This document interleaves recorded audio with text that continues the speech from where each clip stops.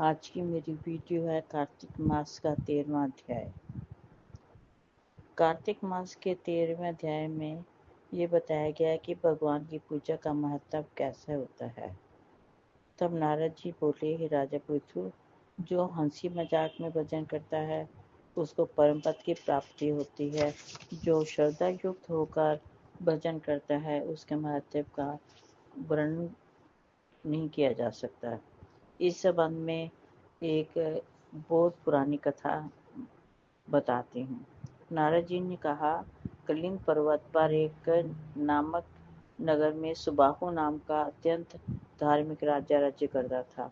वह प्रजा का पुत्र के समान पालन करता। उसके एक पुत्र था जो दुराचारी था, चोर और जुआरी का काम करता था। पुत्र के दुराचरणों को देखकर राजा ने सुबाहु ने उसे ताड़ना दी और वो किसी तरह नहीं माना। एक दिन गेंद खेलते हुए रानी के महल में जा गिरी और वो रानी पर मोहित हो गया।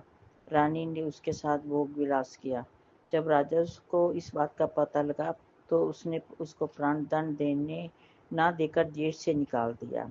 जब राजकुमार देश के बाहर गया और रात्रि को वो वैश्यों के साथ निवास करता, कुछ मांस मदिरा वगैरह पीता खाता। इसी प्रकार घूमते हुए एक दिन वो वृंदावन में आ गया। उस समय वहाँ एक विष्णु भक्त को उन्होंने देखा तो उसने कार्तिक मास में भगवान का पूजन करता हुआ देखकर तो उसने भी ये तय किया कि मैं भी भगवान का पूजन करूँगा।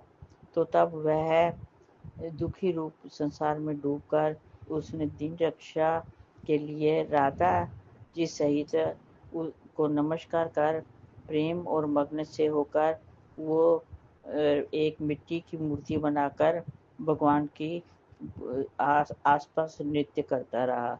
सारी रात वो उसने इतना नृत्य किया भोग विलास में आकर कि उसके घर उस समय मृत्यु हो गई।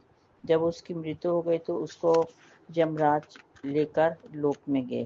तो वहाँ जब उन्होंने देखा कि ये तो एक धर्मात्मा है जिसको वो पकड़ कर रहे हैं, तो भगवान ने कहा कि आप इसको मतलब कि यहाँ पर नरकलोक में क्यों लाए हो। इसने कार्तिक मास में वृंदावन धाम में जाकर हास्य किया, चाहे इसने अनजाने में किया, पर इसने भगवान को प्राप्त कर लिया। इसी से इसके मोक्ष की प्राप्ति हो गई।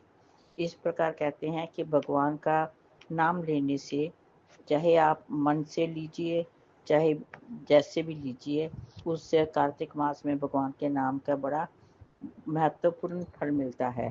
इस प्रकार भगवान को हमेशा कार्तिक मास में दीपक दान करना चाहिए, नृत्य करना चाहिए और भगवान को याद रखना चाहिए। जय जय श्री राधे, जय जय श्री राधे कृष्ण।